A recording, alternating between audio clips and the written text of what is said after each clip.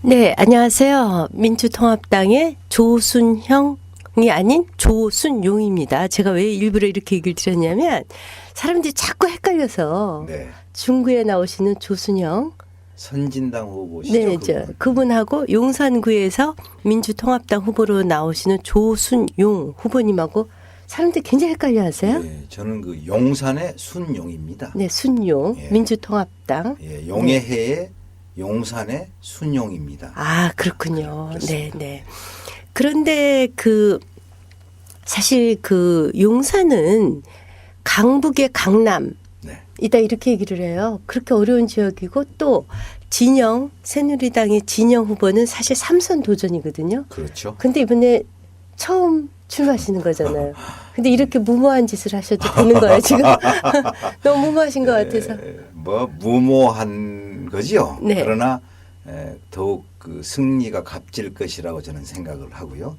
바로 한나라당 아니죠. 새누리당으로 바꿨죠. 그 새누리당의 강세 지역이기 때문에 제가 선택을 했던 건 사실입니다. 아, 그런가요? 왜냐하면 아니, 고향에서 나오셨으면 쉽게. 물론 그럴 수도 있겠지만 네. 제 고향 순천은 야권 연대의 상징으로 시작으로 남아야 한다고 저는 생각합니다. 네. 작년에 제가 거기에 출마를 했었거든요. 그래서 그 결과를 보고 국민들이 정권 교체를 얼마나 갈망하는지 그리고 그걸 위해서는 야권 연대가 왜 필요한지를 절실히 느꼈기 때문에 그 순천, 제 고향 순천은 야권 연대의 상징으로 정권 교체를 위한 하나의 교두보 그런 장소로 남겨둔 게 좋겠다. 그래서 제가 거기는 출마를 하지 않았습니다. 대신 용산은 바로 정권 교체를 위해서 제가 나가서 승리를 한다면 훌륭한 교두보를 확보할 수 있다. 말씀하신 대로 강북의 강남입니다. 네, 맞아요. 네. 저는 사실 그래서 지난번에 나경원 전 의원이 서울시장 보궐선거에 나와서 유일하게 또 강북에서 그렇습니다. 이긴 지역이기도 하거든요. 그렇습니다. 그게 10월 26일 작년에 네네. 불과 6개월 전 선거에서 네. 유일하게 강북 지역에서 박원순 시장이 진 곳이기도 하죠. 네네. 그만큼 한나라당, 새누리당이 강세 지역입니다. 네. 그러나 저는 확신을 가지고 믿고 있는 것이 대다수 국민들은 이명박, 이 현 정권 그리고 새누리당에 대한 곧 바꿔야 한다는 것이 너무 크다는 걸 저는 피부로 느끼고 있습니다. 네. 그렇다면 결국은 이제 강남을에서 추세표를 던진 정동영 네. 의원님하고 두 분이 결국 서울시의 분위기를 바꿔보겠다 이런 포부를 지금 갖고 계신 거죠?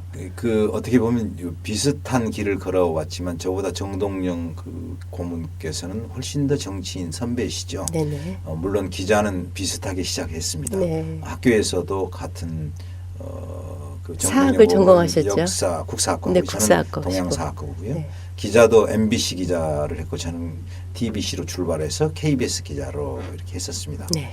그만큼 어떤 그 유사성이 있지만 이번에 공교롭게도 네. 강남에서는 네. 우리 정동영 후보가 나오셨고 용산에서는 제가 강북에서 네. 나온 점이 좀 대입이 되는 부분이 있습니다. 네, 네. 함께 잘하면 시너지 효과가 나서 더욱더 좋은 총선의 승리의 기폭제가 될 걸로 네. 생각합니다. 그만큼 어깨가 무거우실 것 같은데 저는 사실 선입견이 좀 있었어요. 왜냐하면 용산이라는 지역이 워낙 이제 강북의 강남 같은 도시라 네. 굉장히 또 차이가 나지 않을까 이랬는데 오늘자 중앙일보 보니까 중앙일보 여론조사에서 새누리당의 진영 후보가 29.7, 네. 또 우리 조순영 후보가 30.9. 굉장히 의외예요. 오히려 예, 조금 이기는 걸로 나왔어요. 의외가 아니고 그게 바로 유권자들의 네. 어떻게 보면 용산은 서울에 압축된 어떤 유권자들의 성향을 말하고 있다고 저는 봅니다. 네. 그거라고 보시면 됩니다. 근데 이제 한 가지는 제가 이 출마 선언 직후에 조사를 선관위에 신고를 하고 조사한 네네. 것에 의하면 제가 약간 지고 있었습니다. 네네. 근데 지금 좀 앞선 것으로 3월 12일자 중앙일보 보도가 네. 일면 톱으로 제가 제 이름이 나왔었습니다만은 그걸 보면 제가 조금 이제 앞서고 있는 그러니까 한 달 동안 해서 이렇게 나타난 고무적이긴 하지만 어떤 그 오차범위 내에 있고 네. 최선을 다해야 하는 그런 상황 어려운 지역입니다. 네. 그러나 자신 있습니다. 네, 그런가요? 네. 이 지역이 저도 뭐 가끔 가보면 네. 그 뭐 가장 그 고급 주택인 유엔 빌리지에서부터 뭐 네. 최근 뭐 국제화 도시 해서 그 30억이 넘는 뭐 주상복합 아파트를 짓는다. 뭐 사실 강북에는 30억이 넘는 아파트가 저 들어보지 못했거든요. 그런 반면에 또 한편에서는 보광동이라든가 이쪽은 또 굉장히 가난하고 굉장히 부가 양극화된 어떻게 보면 서울의 압축 또는 그렇습니다. 지금의 대한민국의 현주소를 압축하고 있는 것 같은 상징적인 그런 지역인데 어떻게 그 지역에서 어떻게 지금 국회의원 그 좀, 공약을 내세우실지. 예, 어려운 지역이지요. 그 양극화의 어떤 상징 그리고 양극화가 가장 극명하게 드러나 네네. 있는 곳이 바로 용산입니다. 그 서울역 뒤쪽에 있는 그 쪽방촌이 있는 거 아니면 네. 말씀하신 대로 부촌도 이렇게 나눠져 있죠. 그렇죠. 그러다 보니까 지금 문제가 그 뉴타운 계획 오세훈 전 시장 때 추진했던 것들에 대한 재검토 문제 그리고 이쪽에 낙후된 부분들에 대한 재개발 문제가 남아 있습니다만은 그것은 완벽하게 어떤 그 구성원들의 의사가 완벽하게 똑같을 수는 없는 거 아니겠습니까? 그래서 아주 고민을 많이 하고 있습니다. 그래서 저는 그 원칙 한 3가지 정도를 가지고 대응을 해가려고 합니다. 네. 첫째는 그 어떤 정책이나 어떤 개발 계획이 적법하고 정상적인 절차에서 만들어진 거라면 가능하면 추진하는 게 좋겠다. 두 번째는 추진하더라도 그게 시간이 바뀌었기 때문에 상황이 바뀌었기 때문에 다시 말씀드려서 경제가 더 어려워졌지 않았습니까? 네, 그렇죠. 그래서 조건이 바뀌었을 수 있습니다. 네. 그래서 그 조건을 바뀐 조건에도 불구하고 구성원들이 다수가 원하는지를 알아야 된다는 것이고요. 네. 그리고 세 번째는 그 개발에서 나오는 이익들이 골고루 균형 있게 배분돼야 된다는 것이 제가 가지고 있는 3가지의 원칙입니다. 그래서 좀 어떻게 보면 포괄적이긴 하지만 박원순 시장도 그런 원칙을 가지고 지금 접근하고 있는 것으로 알고 있습니다. 제가 국회의원이 된다면 네. 그 원칙에서 맞대 제대로 한번 살펴서 고민을 많이 해서 좀 희망을 가질 수 있는 구성원들이 그런 대안을 제시할 계획으로 있습니다. 그런데 이 재개발 문제가 물론 이제 이전처럼 재개발한다고 해서 무조건 돈을 버는 이런 시대도 지나긴 했지만 여하튼 또 현실적으로 또 재개발을 안 할 수도 없고 또 100% 동의하는 정책이란 있을 수도 없고 근데 이제 이 지역에서 불과 얼마 전에 그 용산 참사라는 참 가슴 아픈 일이 있었지 않습니까?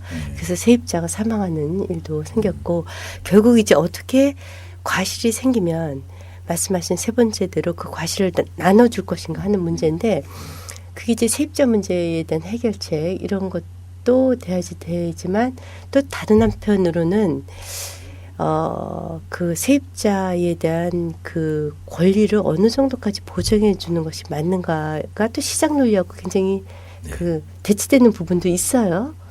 그런 부분이 굉장히 델리케이트한 것 같아요. 미묘합니다. 네네. 그 각자의 처하에 있는 입장들이 다르기 때문에 네. 그런데요. 근데 이제 그보다도 저는 이 사회 현상 중에 하나인 우리가 이 시대를 어떻게 규정할 거냐, 시대 네. 정신이 뭐냐, 그것에 대한 그 접근 방법이 정치권이건 정부건 또는 우리 그 사회 지도층들의 접근 노력이 부족한 채 성장이나 개발의 논리에 함몰돼 가지고 온 것이 이렇게 나타났다고 저는 그렇게 봅니다. 네. 무슨 말씀이냐 하면 이미 그 어떤 거품이라든지 또는 개발이 아주 자전거가 빨리 돌아갔을 때는 넘어질 염려가 없지 않습니까? 그런 식으로 이익이 많이 넘겨졌을 때 가령 예를 들어서 아파트를 한 채를 재개발 지역에 사 있으면 몇 년 뒤에 뭐 1배가 되고 2배가 되고 이런 것들이 쭉 되어 왔었던 적이 있었지 않습니까? 네, 그렇죠. 불과 얼마 전에요. 근데 네. 지금은 더 이상은 안 되는 시대에 와 있습니다. 네. 그런데도 아직도 환상을 갖고 있는 사람들, 부류들 또는 어떤 그런 측면들이 있거든요. 네. 그것을 그게 아니다라고 하는 것을 빨리 알아야 합니다.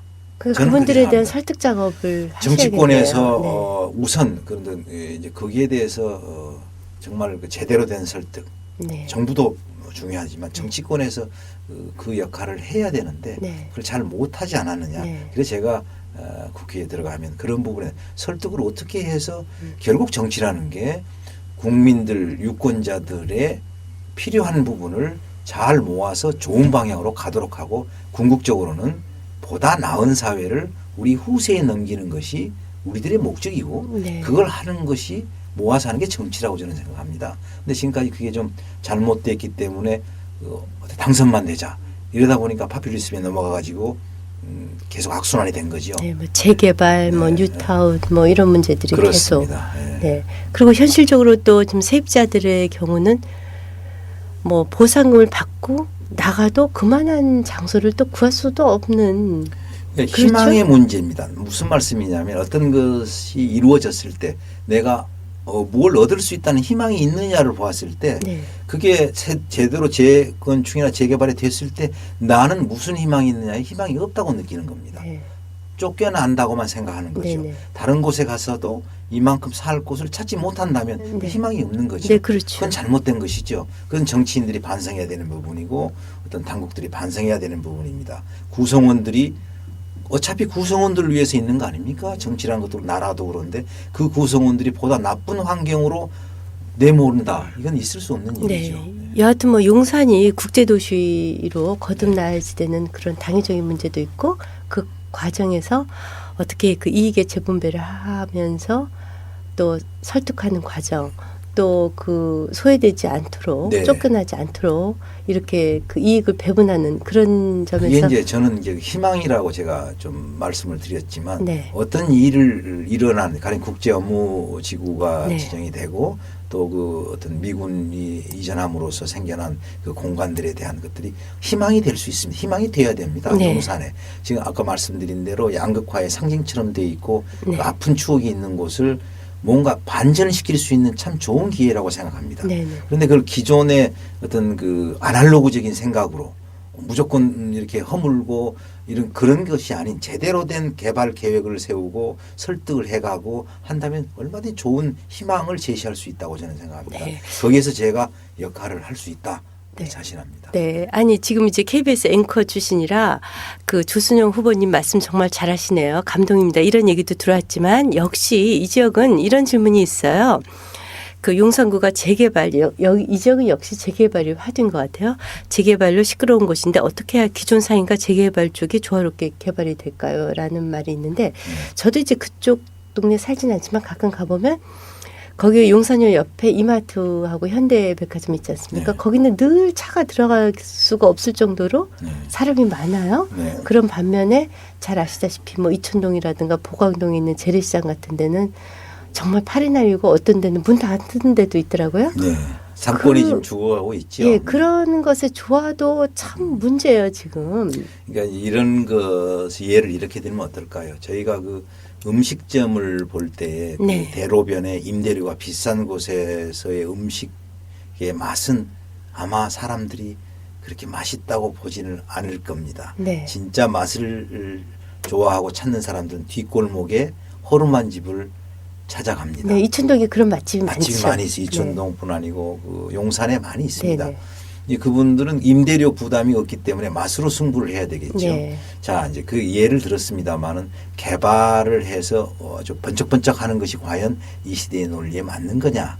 그렇지 않고도 살릴 수 있는 방법이 뭐냐 하는 것에서 예가 그렇게 된다고 보는 거고요. 그럼 어떤 방법을 갖고 계세요? 그래서 현재 가지고 있는 강점들, 네. 지금 우리 시대가 안고 있는 모든 문제가 무조건 이렇게 뭘 부수고 거기다 고층을 지어가지고 해결되는 시대는 네. 아니다는 것이죠.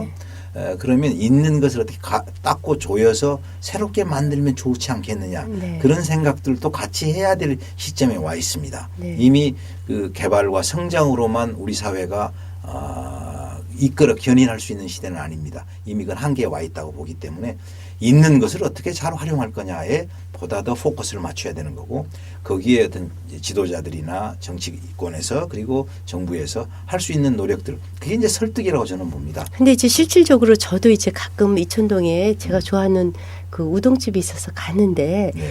갈 때마다 주차가 어려우니까 안 가게 돼요. 사실은 네. 주차할 수도 없고 뭐 네. 이러니까 그 부분은 그래서 네. 그 제가 그 용산구청에 좀 알아봤더니 점심 시간에는 네. 주차 단속을 안 합니다. 용산구청이요? 저녁 시 아, 용산 점심시간에? 그렇습니다. 점심 무렵에 주차 단속을 하지 않습니다. 새로운 이 성장현 구청장이 네네. 들어서 가지고 네네. 오셔가지고 네. 바로 그런 부분들. 네. 그 재래시장 앞에도요? 그렇습니다. 네. 주차 단속을 안 하니까 안심하시고 네. 주차를 해놓으시고 네, 그런가요? 네. 점심을 즐기십시오. 네, 그렇군요. 그 용산이라는 지역이 뭐 잘 아시다시피 이태원이라는 그 외국인 촌도 네. 포함하고 있고 그렇죠. 일본 사람도 또 굉장히 많이 네, 살아요. 그 이촌동에 네. 또 리틀 도쿄라고 할 네, 정도로 네, 또 네. 일본 사람들이 많이 살아서 어떻게 보면 다국적 네, 그렇습니다. 그 사람들이 모여 있는 곳인데 그것으로 인해서 뭐 장점도 있지만 또 주민들이 불편함을 호소하는 것도 사실은 많아요. 왜냐하면 그로 인해서 밤에 유흥업소로 바뀌는 것으로 인한 문제, 사창가 문제, 뭐 아주 복합적인 문제들을 많이 갖고 있어요.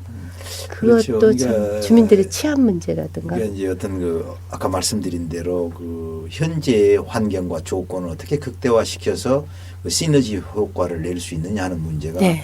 참 중요한 문제지요. 그래서 네. 말씀하신 그 리틀 도쿄 문제도 가령 그걸 잘 긍정적으로 건설적으로 갈고 잘 만든다면 저는 충분히 좋은 자산이 될 수 있다고 저는 생각합니다. 네네. 그래서 지금 가령 삼각지 이제 제가 사무소가 있는데요. 네. 그 뒷골목에 가보면 제가 30년 전에 그 사건 기자를 시작을 용산에서 했었습니다. 그때나 지금이나 똑같을 때가 똑같아요. 너무 많습니다. 네, 똑같아요. 의외로 놀랐었는데 네. 제가. 개발이 그동안 네. 안 됐어. 근데 거기에서 꼭 필요한 개발이 돼야 될 부분이 반드시 있습니다. 네. 그러나 개발을 하지 않고도 어떻게 좀 갈고 닦으면 그 옛날의 정취를 느낄 수도 있고 오히려 그게 나중에 값이 더 나가는 자산이 될 수도 있지 않겠나. 지금은 그분들이 뭐랄까 납득하기 어려울지 모르지만 오히려 개발하지 않는 것이 가치가 더 있게 되는 시대가 오지 않았느냐. 저는 그렇게도 생각을 합니다. 그러니 네. 설득의 이제 방법이 필요한데요. 네. 하여튼 주민 여론을 잘 들으셔서 결정을 하시겠다 이런 말씀이시죠? 그렇죠. 지금 제가 쭉 돌아다닐 그 부분입니다. 아무튼 그 국제업무지구로 인해서 그 아파트 주민들의 어떤 그런 의견들 그리고 한남 뉴타운 계획에 대한 그 지구별 이런 의견들을 지금 쭉 모으고 있습니다만은 굉장히 어렵습니다. 네. 그래서 아무튼 그 정말로 신중하게 네. 정말로 이건 그렇게 될 수밖에 없구나라고 다 동의할 수 있는 그런 정도가 노력이 필요하다고 저는 생각합니다. 최대한 노력하겠습니다. 네. 그런데 이제 그런 마련에서 보자면 새누리당의 진영 후보는 이제 3선 도전이시란 말이에요. 그 지역을 누구보다도 잘 아실 테고 네.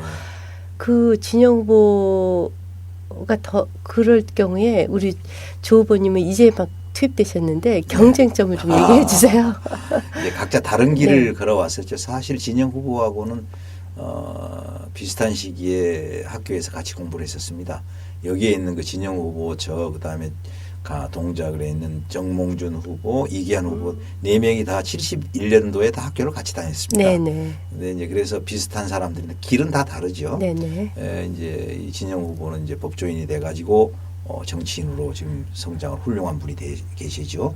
저야 이제 방송에 쭉 있었고 방송에 쭉 있었던 것이 DMB 방송이라는 걸 제가 만들어 가지고 6년간 사장하면서 지상파 DMB 특별위원장을 맡아서 디지털 미디어 세계를 이끌어 왔습니다. 네. 그래서 저는 그러니까 진영 후보보다 뭐랄까 특징적인 부분이 있다면 저는 어떤 이런 그 미디어 소통 쪽에 그리고 새로운 디지털 쪽에 훨씬 더 제가 강점이 있다. 저는 그렇게 생각합니다. 우선 제가 아날로그적인 게 아닙니다. 아 그런가요? 네. 아니 그러면 그 지역 유권자하고 소통에 있어서 이제 좀. 그 부분은 이제 그 좀 디지털이라는 것이 좀 앞서가 있습니다. 일반적인 이상 어떤 그 세계 속에서 기술적인 면에는 굉장히 앞서 있지만 현실에 정착하는 데는 네, 현실적으로 막 네. 피부가 접촉이 돼야지 되는 그래도. 부분도 그리고 연령별로 차이가 많이 있고요. 네. 젊은 세대들은 소통이 되지만 나이 드신 분들은 혼란스러워합니다. 네. 아직도 문자를 못 보내는 분이 있고요. 그렇죠. 가령 모르겠습니다. 이제 제가 그 최시중 전 방통위원장하고 많이 말할까 좀 굉장히 제가 괴로웠습니다. 디지털에 대한 그러셨군요. 이해가 없기 때문에 그분이 그래서 그런 분들이 그 정책을 이끌어 왔기 때문에 오늘날 우리 디지털 이 세계가 저는 위축되어 있다고 저는 봅니다. 제가 6년간 그 DMB 사장을 하면서 굉장히 여기서 일자리가 많이 생길 수 있었습니다. 저는 그렇게 봅니다. 네. 그 DMB라고 하는 세계가 지금 위축되어 버렸는데 그걸 잘했으면 세계 최초로 우리나라가 이 DMB 텔레비전을 움직이면서 볼 수 있는 나라였습니다. 네. 지금도 지하철에서 텔레비전 보는 나라는 우리나라밖에 없습니다. 전 세계가 네. 견학을 오는 네. 건데요. 네. 그 이해가 부족한 것이 결국은 전체 국민들에게 어떤 확장되고 발전해 나가는데 도움이 되지 않습니다. 그러니까 이제 지금 말씀하신 요지는 이제 사실 지역 구민한테 해당되는 말씀은 아니고 그 정책 위반자라든가 국회의원이 제대로 된 사람이 뽑혀야 정책이 다른 길로 가지 않는다 이런 말씀에 그렇죠. 결국은 그렇게 네. 되겠죠. 그러니까 잘 뽑아야 됩니다. 잘 뽑아야 된다 이런 말씀이시죠? 그렇죠. 그러니까 정당이 뭐냐가 중요하다고 얘기를 하시는데요. 이번 선거는 그러한 정권을 잘못 선택이기 때문에 잘못됐다는 것이고 정권을 잘 선택해야 하고 그를 위해서는 이번 총선에서도 제대로 된 후보의 정당을 잘 골라야 된다는 것입니다. 네. 예. 이번 총선이 그 반노 대 반박의 싸움이다. 즉 반노무현 대 반박근혜의 싸움이다. 뭐 이렇게 구분이 지어지고 저는 말씀하십시오. 또 이제 그 친노 패족들을 부활을 막는다는 것이 새누리당의 입장이고 또 반대로 지금 그 이쪽 그 민주통합당에서는 그 이명박 정권에 대한 심판이다. 이렇게 좀 대결을 하고 있어요. 큰 얘기를 안 하실 수 없죠. 네, 그렇죠. 근데 이제 그 우리 부분은 일단 먼저 우리 후보님도 친노 대표 세력인가요? 친노 저는 민주주의 세력입니다. 제가 네. 대학교 1학년 때 네. 그 위수령으로 인해서 박정희 군부 독재 항거하는 시위를 주도하다가 체포돼 가지고 바로 유치장에서 군대를 갔다 왔습니다. 33개월 최전방 소총수로 근무를 했습니다. 제 네. DNA는 아니, 군대 문제는 확실히 해결이 됐네요. 여하튼. 덕분에 해결이 네. 됐습니다. 병역 문제는. 네. 그런데요. 제가 이제 그 왜 민주적인 민주 세력 쪽에서 포커스를 봐야지 나누는 것은 지금 한나라당, 새누리당 자꾸 헷갈립니다. 제가 이 새누리당의 전략을 궁색하니까 저는 만든 거라고 저는 봅니다. 굳이 그 뭐 패족, 친노, 반노, 친 DJ 이게 구분하는 것은 이제 그 새누리당의 전략에 말려 들어가는 것이라고 저는 생각하고 일부 언론들도 거기에 동조하고 있다, 도움을 주고 있다 그렇게 생각합니다. 어떻게 보아야 되느냐 하면 이 정권이 과연 제대로 된 정권이냐. 제가 김대중 대통령님을 모셨습니다. 그리고 퇴임 후에는 한 7, 8년간 계속 모셨습니다. 모든 행사는 제가 다 주관을 하고 네. 그 세 가지의 문제가 있었습니다. 이명박 네. 정권의 세 가지 문제는 네. 민주주의에 대한 훼손 문제, 이명박 정권이. 그리고 두 번째가 서민 경제를 무시하는 정책. 네. 세 번째가 남북 관계를 훼손한 아주 과거로 돌려버리는 이 세 가지의 큰 모순을 안고 있었습니다. 네. 그래서 이것이 잘못됐기 때문에 이 정권은 빨리 끝나야 된다는 것이 김대중 대통령이 돌아가시기 전에 하신 말씀입니다. 네. 근데 그것을 받아들여서 어떻게 할 거냐 하는 방법에서 모든 민주 세력들이 모으면 되는 겁니다. 지금 충분한 여건은 되어 있습니다. 그런데 그걸 이제 두렵게 생각하는 것은 새누리당 뭐 호박에 줄 긋는다고 되는 건 수박 안 됩니다. 네. 말씀 똑같은 얘기입니다만은 친노 이렇게 구분한다고 그래서 국민들이 맞아 저건 친노고 이건 이번에 민주통합당의 그것은 아니야라고 하지 않습니다. 문제는 진정성입니다. 네. 이 시대가 가장 잘못되어 있고 정치인들이 비판받는 부분이 진정성의 결여입니다. 네. 지금 제가 이렇게 소셜 미디어 소셜 앵커시니까. 이렇게 해서 지금 대화를 하고 네, 있지 네. 않습니까? 여기서 제가 진정성을 갖고 얘기를 해야 그게 트윗이 되고 네. 사람들이 이해를 하는 것이지 제가 거짓을 얘기하거나 제 어떤 그 호도된 얘기를 하게 되면 그것은 의미가 없어요. 언젠가는 반드시 이게 드러나게 돼 있는 것입니다. 네. 지금 그 두 가지 질문을 거기다 추가로 붙이면 네네. 하나는 이제 친노 세력의 부활이면서 동시에 과거의 네. 민주계, 동교동계, 호남 세력의 그걸 다 쳐냈다 이런 비난이 있고 그래서 지금 이제 뭐 정통민주당이라는 세력이 지금 다시 만들어지고 있지 않습니까? 그래서 실제로 새누리당에서는 호남 향후회와 그 나머지를 분리하겠다 이런 선거 전략도 나오고 선거 있고요. 전략이겠죠. 네. 네. 아무튼 뭐 여하튼 정통민주당이 지금 네. 부활하고 있고요. 네. 또 하나는 이명박 정권의 가장 반대 입장을 섰던 건 또 박근혜 그 현재 새누리당 비상대책위원장이기도 해요. 네. 그래서 오히려 그때 당시 야당에서는 우리가 할 몫을 박근혜 비대위원장이 하고 있다라는 자조적인 얘기까지도 나왔었는데 과연 이명박과 박근혜를 동시할 수 있는가 하는 두 가지 질문에 대한 답변을 짧게 시간이 없으니까 좀 그래요. 해주시죠. 그러니까 이제 결론적으로 말씀드리면 과거의 잘못된 개념의 정책과 생각을 가지고 있는 것이 이명박 대통령의 한나라당이고 오늘의 새누리당입니다. 네. 그 컨셉이 잘못돼 있고 진정성이 결여돼 있는 겁니다. 지금 이름을 바꾸고 뭐 친노 반노 바꾼다고 그래서 네. 그게 절대 국민들이 동요하지 않습니다. 네. 두고 보시면 알죠. 저는 그거 확신합니다. 네, 네. 제가 이 디지털 세계의 나름 전문가입니다. 네. 그래서 그걸 보면 우리 그러니까 초록의 국민들의 동색이다 이 말씀이시죠? 우리 국민들의 수준을 너무 낮게 보는 겁니다. 그렇지 않습니다. 네. 굉장히 높습니다. 그러면 정통민주당 부활은 또 그 부분은 궁금해요. 어차피 공천 과정에서는 네. 탈락하는 사람이 많이 있게 됩니다. 그 이제 불가피하게 생겨난 부분이고요. 그분들도 나름대로 아픔이 있다는 걸 이해합니다. 그러나 이제 새누리당, 한나라당, 새누리당 그분들의 그 역할을 취하는 걸 보면 좀 다른 게 있어요. 그러니까 그분들은 이제 뭐랄까 사퇴를 하거나 새누리당 쪽에서는 모양이 좀 그렇게 비춰지지만 이쪽에서는 이제 당했다라고 하면서 새로운 정당을 만들고 그분들의 입장을 이해는 하지만 결국은 아까 말씀드린 대로 김대중 대통령께서 추구했던 새로운 민주정권의 재수립을 위해서 힘을 다 함께 갈 거로 저는 그렇게 생각합니다. 네.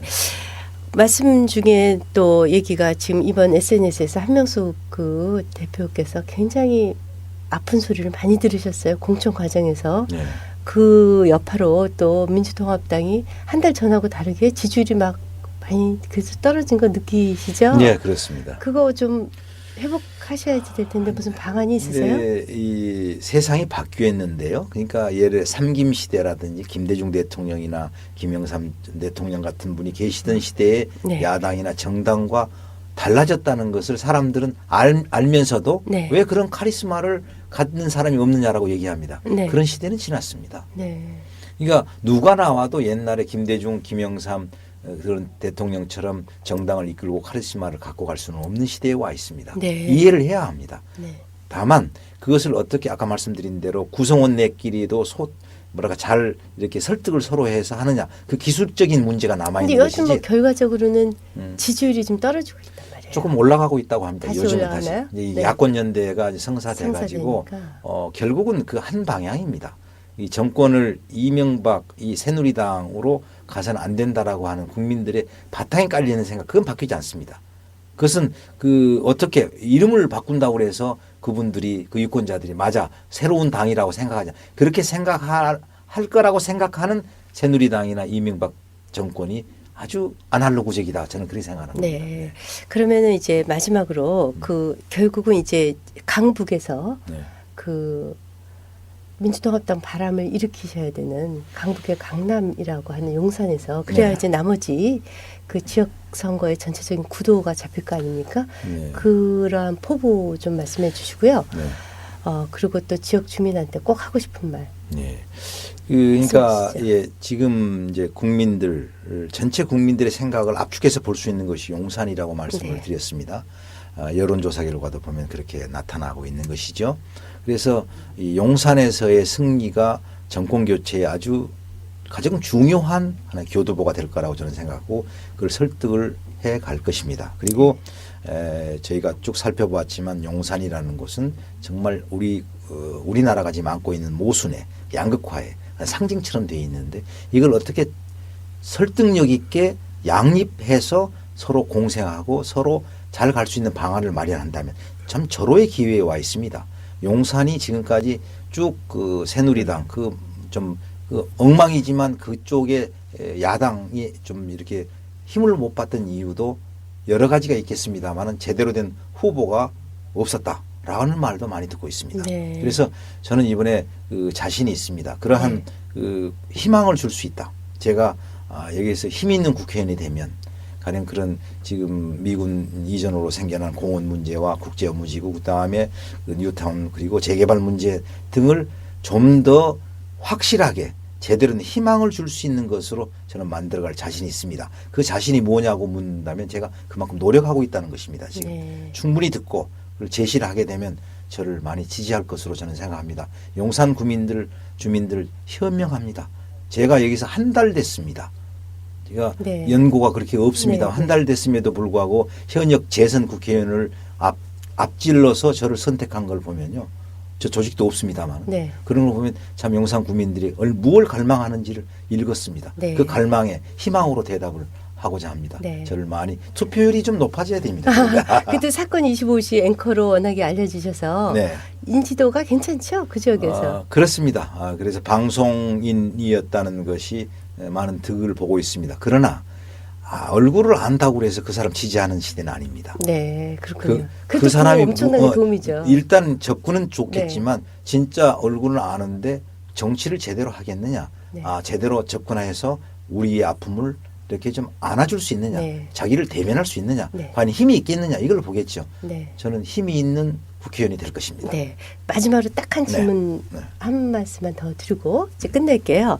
그 이번 4.1 총선을 딱 한마디로 규정을 좀 해주시고 그리고 총선 전망 한번 해주시죠. 이번 총선은 역시 그 2012년 대통령 선거 연말에 있을 대통령 선거를 로 가는 어떤 다리 역할을 하게 될 것입니다. 10년 전 2002년도 대통령 선거에서 제가 청와대 정무수석을 했었습니다.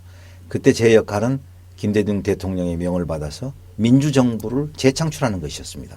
제가 1년간 그걸 해서 저는 임무를 완수했습니다. 미션 컴플리티드입니다. 영어로 말하면.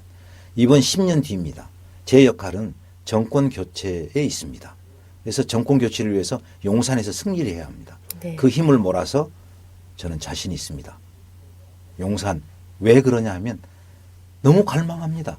유권자들을 만나보면 변화를 갈망한다. 그럼요. 손바닥에 느껴집니다. 변화를 네. 얼마나 갈망하고 있는지. 네. 그런데 거기에서 이름을 새누리당으로 바꿨고 뭐 친노 반노로 바꿨다고 그래서 그 사람들의 그 갈망하는 정권 교체 그리고 변화를 정말로 진정으로 원하는 것이 바뀌지 않습니다. 네. 그 진정성의 문제입니다. 네. 이 시대의 그러니까 우리 화두는. 후보님이 지금 규정하는 4.1 총선의 성격은 10년 후 정권 교체가 되는 정권 거죠. 교체에 대한 그렇죠. 이번 예, 선거는 교두보를 교두보를 마련하시겠다. 마련하는 것이다. 하고 그리고 승리 자신 있으시다. 자신 있다. 이번 4.1 총선의 민주통합당 전체 예상 의석수 한번 감히 그것은 좀 어렵습니다만 과반 넘어야죠. 희망사항이고 실질적으로 요즘 약간 새누리당 지지율이 많이 올라갔거든요. 어떻게 보세요? 좀 어려운 질문입니다만 네. 제가 용산에서 승리하면 과반 넘습니다. 네.